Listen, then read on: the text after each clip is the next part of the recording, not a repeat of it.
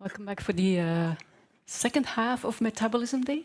We have another 4 exciting speakers lined up, and my name is Ruud Loos. I'm a Vice Executive Director here at the CBMR, and I'm also a group leader. And I have the pleasure to introduce Professor Ken Arnold. Ken Arnold is one of our own.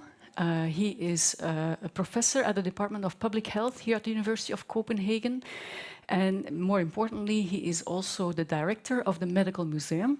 And the Medical Museum is here a museum in the city, and I can warmly recommend a visit. It holds one of the richest historical collections of medical artifacts in Europe, dating back the early 17th century.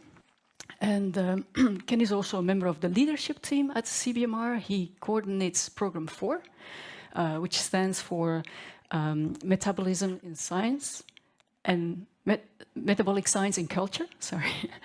Until recently, Ken headed the culture partnership at the Wellcome in London, where he has been for more than 30 years, overseeing the programming of the Wellcome Collection. Ken lectures and writes on museums, but also on the intersection between art, science, and humanities, and that's what he will be talking about. And this is not a lecture that many of us ever hear on scientific meetings, so I'm very pleased that we can hear about this from a leader in the field. Ken?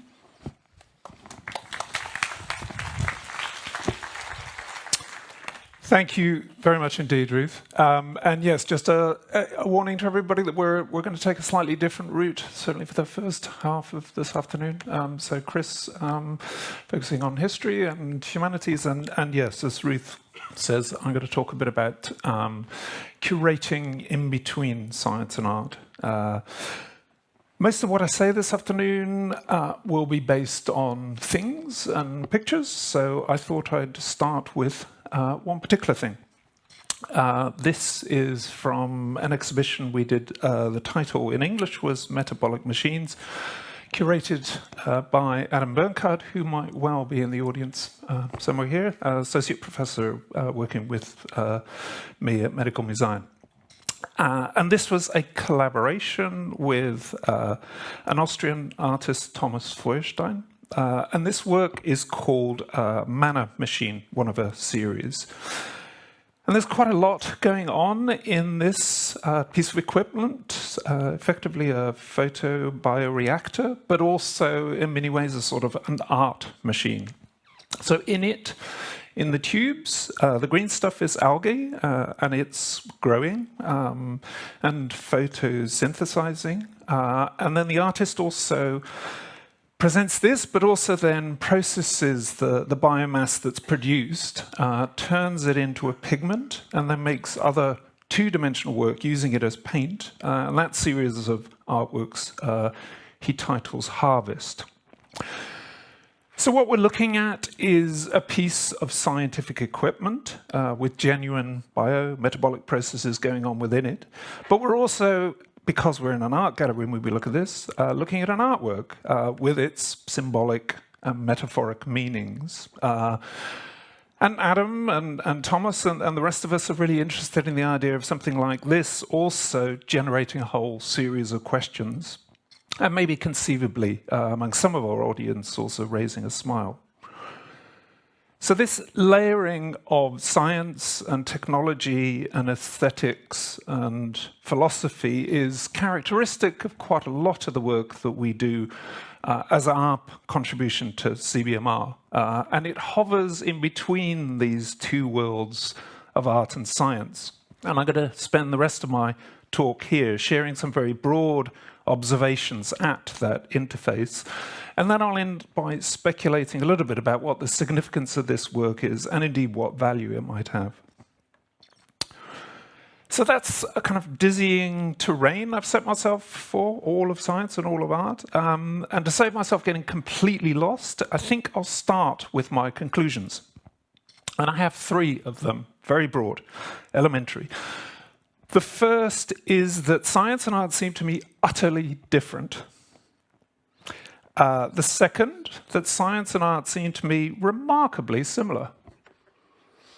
And the third, that somewhere in that kind of enduring tension, contradiction between those first two statements is a sort of explanation of why projects that we do at Medical Museion that kind of bring the oil and water of science and art together, these experiments, it seems to me, can be so productive precisely because of that contradiction. So let me just unpack what I mean by that a little bit.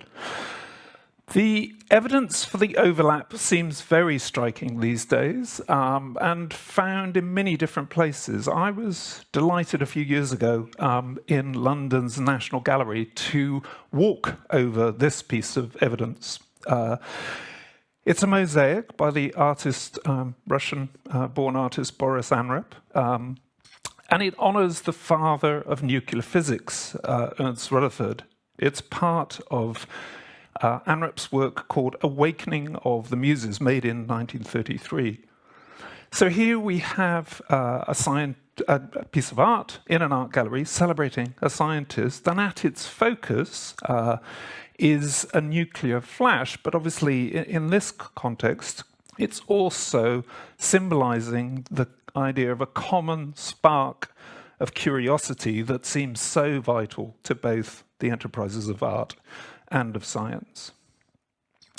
And that same idea is more pithily maybe summed up by US astronaut Mae Jemison, who relatively recently put the point a bit more bluntly. She said that science and art are basically manifestations of the same thing.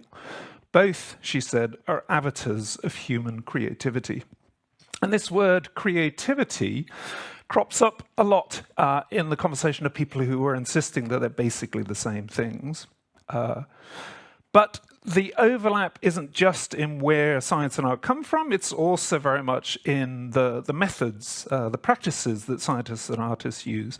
And this was actually a favorite topic of Einstein, who rather quotably said, after a certain high level of technical skill is achieved, science and art tend to coalesce in aesthetics, in plasticity, and in form. The greatest scientists, he went on to say, are always artists as well.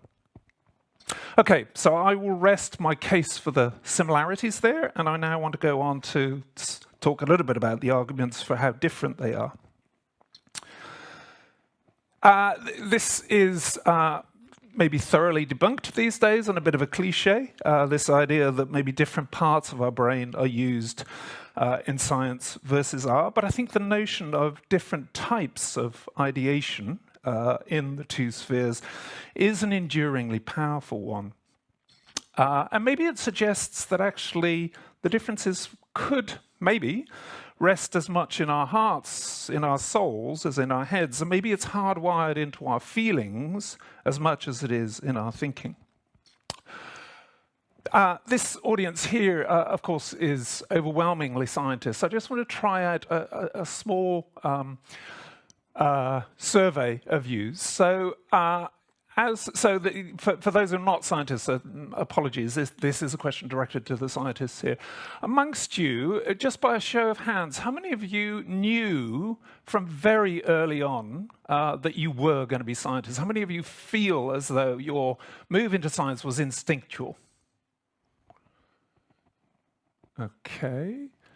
And now drop your hands. And just for clarity, how many of you feel as though it wasn't there at the beginning of your career as scientists, but you sort of found your way there through a more circuitous route? Yeah, I mean, this is thoroughly unscientific. I'd say that's about half and half, really. Some of you maybe instinctually scientists, some of you driven there by a life course. But whether you started knowing that you were going to be scientists from your birth or from your early years, or whether you came there later on, the closed identity, the shared identity you have, it seems to me, and I think we all recognize this, is very firmly reinforced and cemented by social structures. So our education, much of our economics and commerce, our social customs, technology, government, entertainment, many of those social structures help pull science and art apart. The title for my talk, Facts and Fancy, comes from the Russian-American writer Vladimir Nabokov, who was also an amateur naturalist. And he said that there was no science without fancy and no art without facts. But it seems to me that although he's trying to say there's a blending between the two, those two statements in many ways reinforce the sense that actually science mostly is to do with facts and art mostly is to do with fancy. I mean, to be questioned. And then maybe one final key difference, I think, in this sense that actually science and art have very little to share is the notion that one is subjective, the other is objective. So the giant of French physiology in the 19th century, Claude Bernard, summed this idea up in his simple phrase, art is I, science is we.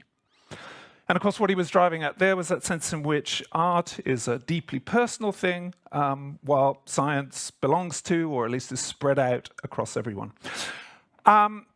I am suspecting that some of you are finding this cringingly simplistic. And of course, there are many other far subtler and more nuanced points that I could and should be making. But I guess my sense is that, like most caricatures, there are significant truths that lurk here. So I'm going to ask you to indulge me and bear with these simplicities for now.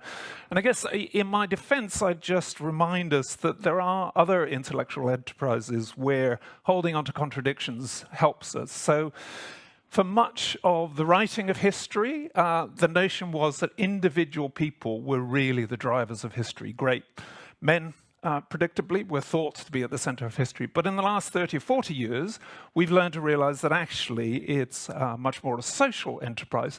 And yet at the end of that debate, I think both are true. It is about groups of people. It is about individuals. Or from physics, of course, in light, light is all about waves and a sort of continuum, but it's also all about discrete particles.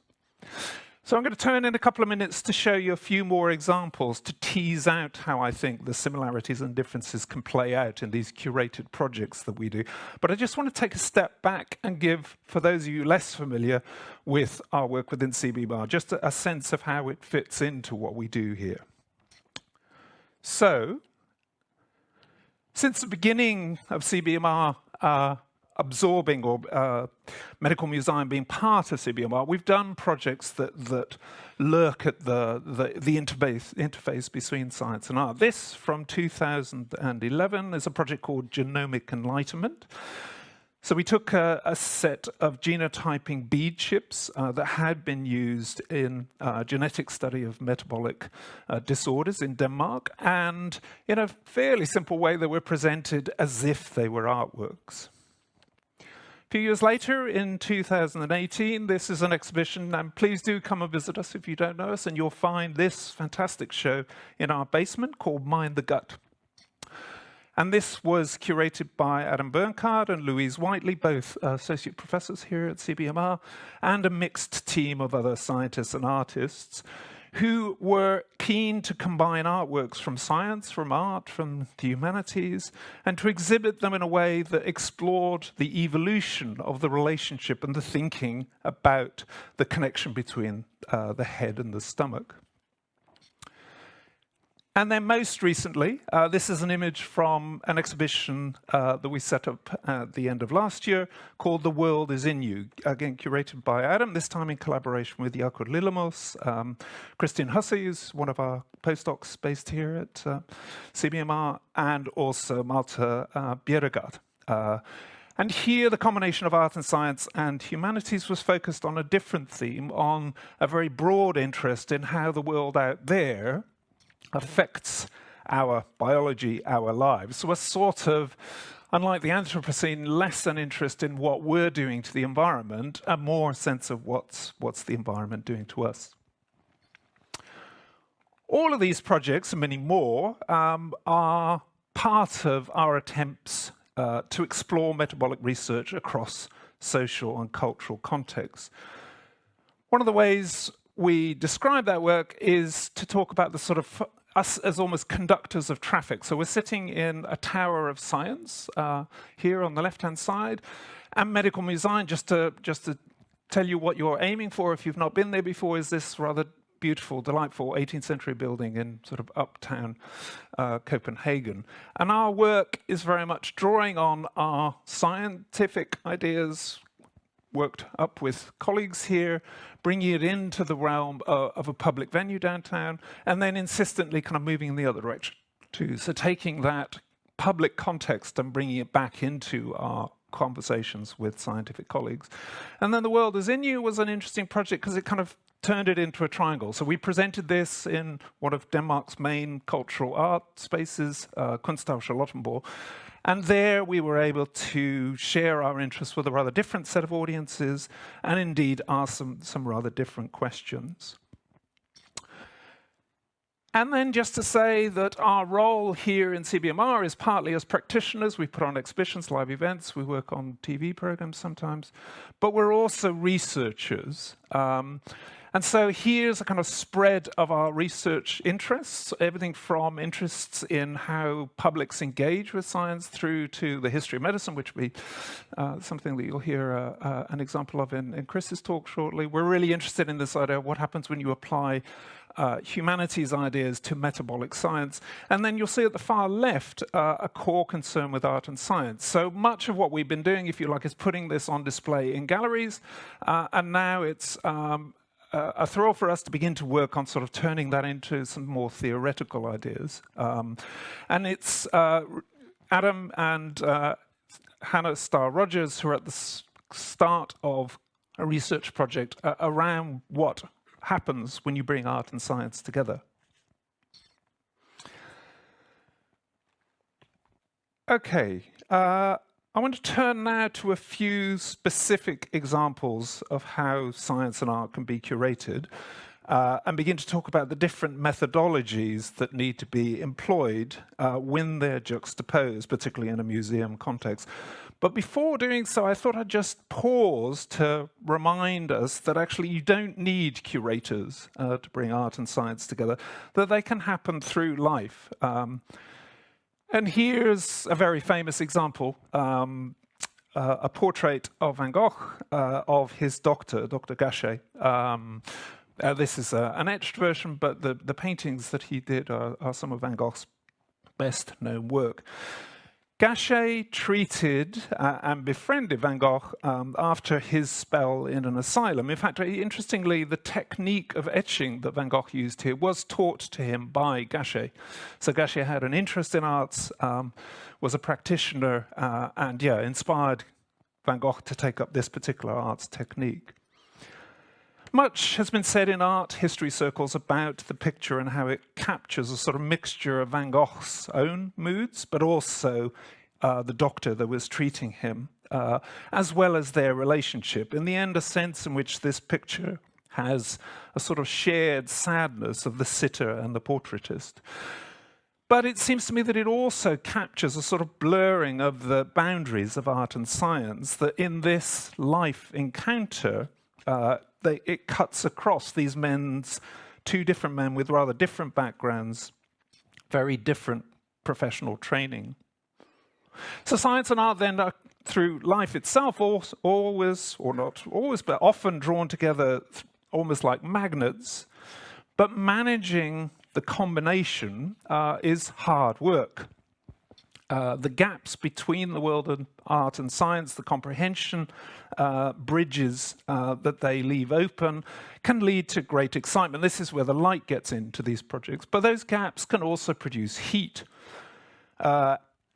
misunderstanding, difficulty of working out where different ideas are coming from. And the process of curating art and science, it seems to me, is very much a matter of balancing that heat and that light. So science and art collaborations require a great deal of effort and skill to push these two worlds together, because, as I've been insisting, they're very separate. And then also, I think crucially, they involve a trust, a patience to let unintended consequences emerge from those points of contact.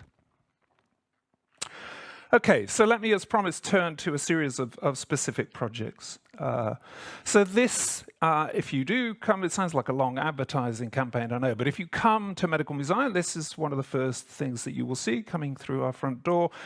It's a work by a collective called Pharmacopoeia, and this piece of theirs, this dress, is called Femme Vitale. Pharmacopoeia are a long-standing collaborative team, an artist interested in the decorative and craft arts, and a GP, a doctor. And they have very different perspectives, but they share a focus on exploring dilemmas of medical and clinical choices. So their work often ends up being a sort of artful display of medical stuff. In this case, some 28,000 tablets captured in this dress that represent 10 years of evolving treatment for metabolic syndrome. So in this case, then, art and science coming together in a very direct visualization of something that otherwise is less easy to view. Some of the same methodology comes out in this work, After Image, by the artist Alexa Wright. This is something I know from my time at Wellcome.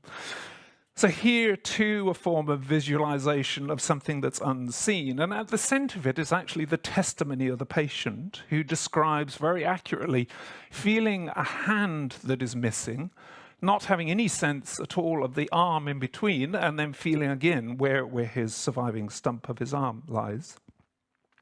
So here it seems to me there's a slightly different version of a collaboration at Keys. So it's an artist, a scientist, a medical practitioner, and then very much at the center of it is a patient taken very seriously. And here there's a sort of triangulation between the knowledge of art, the knowledge of science, and crucially, lived experience.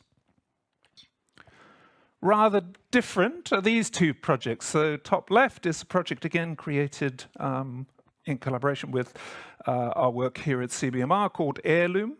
And the artist in this case has produced a portrait of her daughter from living skin cells that are grown on a mold in the gallery. Bottom right is a project called Victimless Leather, produced by an outfit called Symbiotica. And I partly show it here. This is from almost 2 decades ago, an early stage of bringing the world of practice, biomedical practice, into the gallery, and producing, in this case, a very, as you can see, small and very fragile coat. And Oren, to kind of gloss some of the meaning of this, came up with this fantastic phrase. He said this was part of the aesthetics of disappointment. So like Feuerstein, the example I showed at the beginning, and these two images here, what's going on is science material, science techniques used to make art in a gallery, and an emerging field in the last 30 years, often just referred to as bioart. Many of these projects also have strong underlying concerns with ethics, with moral dilemmas, and especially around artificial life. And then coming back home, coming back to CBMR, my final example here is the work of artist Isabella Martin, a piece called Time Animals. And here, probably sitting in this audience, people who worked on this project with Isabella. So collaborating with CBMR chronometabolic scientists studying circadian rhythms, and in this case curated by Kristin Hussey, sort of in between the worlds of science and art. And here the work in part highlights the sort of overlap of the lives of the scientists and how that has to begin to mimic the subject that they're studying, because of course they have to stay up in order to study the phenomena that they're interested in. I was interested in Sachin's talk, sort of again referring to what studying this sort of material does to the lives of scientists. Okay, so across these examples, I think I'm beginning to suggest different ways of combining and curating science and art. And this isn't by any means exhaustive, but some of these projects clearly are trying to visualize scientific knowledge, medical practices. Others are investigating, demonstrating scientific methods, scientific lives indeed. Some, maybe all in different ways, are raising philosophical, ethical questions. So art almost being employed as a tool for doubt, sometimes a tool to just sort of slow down, to be less directly productive. And then some indeed make a big plea for putting lived experience, so putting patients and, if you like, ordinary people at the center of the projects. I hope that selection begins to tease out some of my central point about the richness of the overlap between science and art, but also the significance of the differences between them. But I think it's still a reasonable question to ask why we do this. So I'm going to speculate a little bit, just to close, on sort of who gets what out of these projects. Why mix facts and fancy? And I guess my first point would be to insist that there's something intrinsically important here. We are part of a center that calls itself a center for basic metabolic research. And I guess in our terms, some of this work is itself basic. We think there is something intrinsically interesting about the mutual illumination of art perspectives on metabolic science, and indeed, less germane here maybe, but working in the opposite direction too. And we think there's also something epistemologically interesting about putting knowledge on display, almost using curation as its own form of research, and so certainly a sense in which the richness of conversation can be where new ideas come from. So I want to hang on to all of that basic side of it, but we're also at Medical Museum really interested in the multiple extrinsic values of mixing this, so the kind of translational aspect of this work. And for a start, and sort of slightly selfishly, it does a lot of great work for us at Medical Museum. It gives us access to new, different visitors, particularly when we leave our own four walls. And also it gives us a broader cultural profile than maybe a medical historical museum could do on its own. And it also gives us a great place to practice working across disciplines as curators, something that we want to do in many different contexts. And then I hope that it also gives something back to CBMR. So the art, I think, helps highlight and explore philosophical, ethical aspects of the science and the methods that are practiced here. I think it also allows the extension of the communication side of CBMR, reaching out to different audiences with a slightly different sense of what this work means. It also, I think, provides a potential to do meaningful work with patients, with their families, with other stakeholders, and this is definitely an aspect of this sort of work that we're exploring further in the next few years. We think, too, that just as we get fantastic experience of the difficulties as well as the joys of working in collaboration, that the colleagues here who work with us also have a chance to work in a slightly different way. If nothing else, just to explain their scientific ideas to people who maybe aren't so familiar with some of the core ideas there. And then lastly, I think it feeds into the research culture of the organization itself, almost like we take the capital C of culture that goes on in a gallery and bring it into CBMR and work with it with a small c.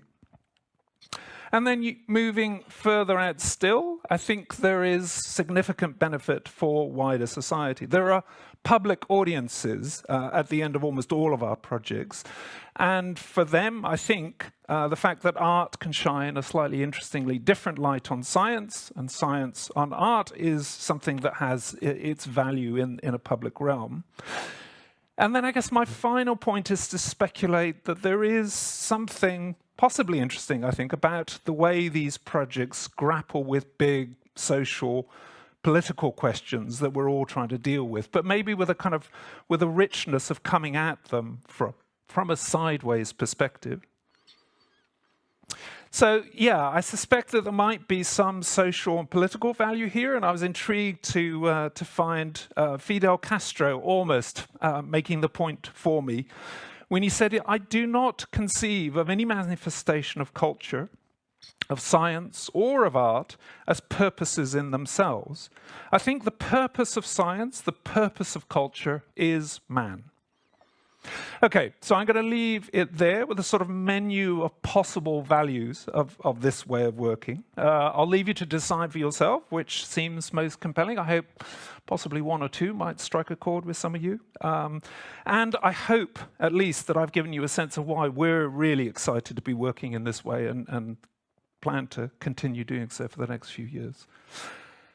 And then I've talked entirely about collaboration. So here's just an image of some of the key collaborators. So the core medical Museion team, looking as though we're on holiday in the sun. I promise you this is in the heart of Copenhagen. And then the key people from the Museion team on the left who've been involved in these art and science collaborations. And then just a few of the many scientific colleagues here at CBMR on the bottom who've worked directly on some of the projects that I've mentioned. Many thanks to all of those people and to all of you for bearing with a slightly different talk to maybe what's usually expected at one of these presentations. Thank you very much.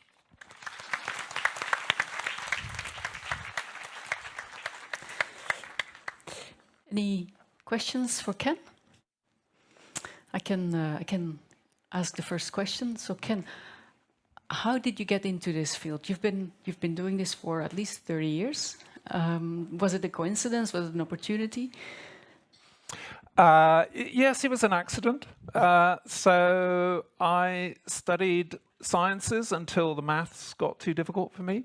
And then, like a mini career of people who take a sideways turn, I thought the history of these subjects would be fascinating. So I did a PhD and ended up focusing on the science that was developed in 17th century museums, so almost the kind of the science of describing that went on then.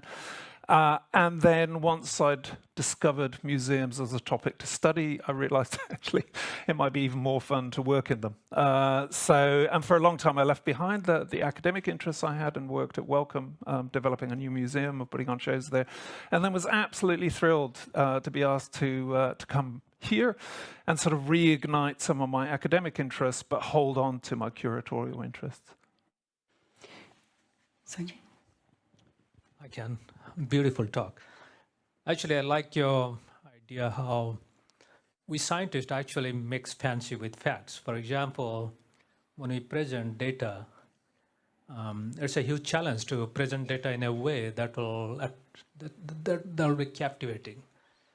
My question is, these days, as we are producing a huge amount of data, then the challenge is how to present that data in a way that people can actually capture, because everybody's attention span is less than 10 seconds.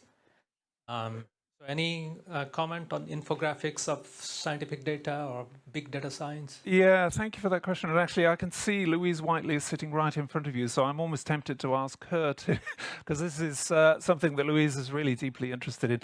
I think, I mean, yeah, we're really interested in the presentation of information, partly with a sort of aesthetics. You know, how can information be beautiful, to quote the title of a well-known book, but also, I guess, you know, how can it be convincing? And maybe beauty and being convincing is the same. I have to confess I've not understood all of the talks this morning, but I have been intrigued and delighted to kind of witness the power of persuasion that can come through, the way that data is presented. And, in your talk and all the others, I can see that it's not just naked honesty. You're trying to get us to see some parts of it and maybe to ignore other parts of it. I mean, maybe I didn't say that. But anyway, there is a point of sharing this. And my sense is, sometimes us studying you and how you present data, and sometimes us working collaboratively with you, and sometimes us just giving this. I had an idea for a project which we might do sometimes, to take the same data and give it to 5 different groups and ask them not to collaborate with each other. So an artist, a designer, an engineer, 5 different sets of people. What does it look like when they're given the same data, the same explanations? A sense is you'll end up with 5 different stories, possibly each persuasive and maybe each of them interesting to the others. Sorry, I feel that's a very long answer to a pithily short question. All right, Ken, I'm going to jump in. I've got a question for you. Oh, I thought you were going to tell me to go. No, you've got 7 minutes. I think you make the compelling argument for why it's important to bring science and art together. And it's obvious that there's a lot of interest in doing that. But do you think that there's the right incentive structures for people to use their time on that, especially when people are pressed, they've got limited time, they've really got to focus? Do we need new incentives to say, you can use a particular amount of time instead of research doing this or not? What do you think? Yeah, no, really, really good question. And I guess, one of the enormous privileges that we have from working here for 10 years or so, I suppose, is some trust and a belief in some of the values, some of the interests that we have in these projects. So I think I'm very conscious moving here how much more generous and tolerant our scientific colleagues are of what might in other contexts seem like a hopeless waste of time. And I remember very distinctly one of the things I did at Wellcome starting in 1996, set up a scheme called SciArt. Wellcome has a lot of money. We diverted a little bit of it to projects where scientists and artists came together and they made projects for the public. And I got to know some of the early scientists involved in these projects. And 2 or 3 of them semi-jokingly came up to me in the subsequent 5-10 years and just said, "Thanks, you ruined my career." Not just you wasted my time, but I got so involved with this that I ended up not quite grappling with the science. And I think that's an interesting thing for us to pause and contemplate. I suppose, my hope is that there is an added richness brought back into the science. And also, it's not for everyone. If everyone at CBMR wanted to work with us, we wouldn't be able to do it properly. So, I suppose my sense is if you have time and interest to do it, then do come, and maybe it'll help enrich your scientific and philosophical lives. Okay. I'm glad to see people are fighting over asking questions. Hi, really great talk. Thank you for presenting your work. I had 2 kind of questions. One was, you asked the audience like how they got into science, whether they envisioned it, and you mentioned your own career path of doing science to some point and then changing to a PhD in your field later on. Have you seen people who have gone perhaps much further in the quote-unquote hard sciences before moving to kind of work like this? Yeah, I almost, and maybe there is somebody doing a PhD about it now. There is, 20 years ago when I was first doing this, there were relatively few people. People at Medical Museion were very early involved too. There is now almost an industrial scale of scientists and artists working together, etc. So there's enough material to do an interesting study of what are the paths through that. I mean, one of them that struck me early on was, I pause because I'm wondering whether I'm being prejudiced in saying this, but no, mature male scientists getting involved towards the end of their careers, maybe with less to prove, and then strikingly often working with younger female artists, and that's definitely, certainly in the early days of SciArt, something that's just interesting to have observed sociologically. For reasons that all of you would know better than I think it's much less likely that someone has a fully fledged career in art and then comes into science. But my sense is maybe there's more later adoption of science these days than there was 10 to 20 years ago. I don't know. Anyway, thank you for the question. We'll get somebody to do a PhD on it and we'll come back to you. No problem. Thank you very much.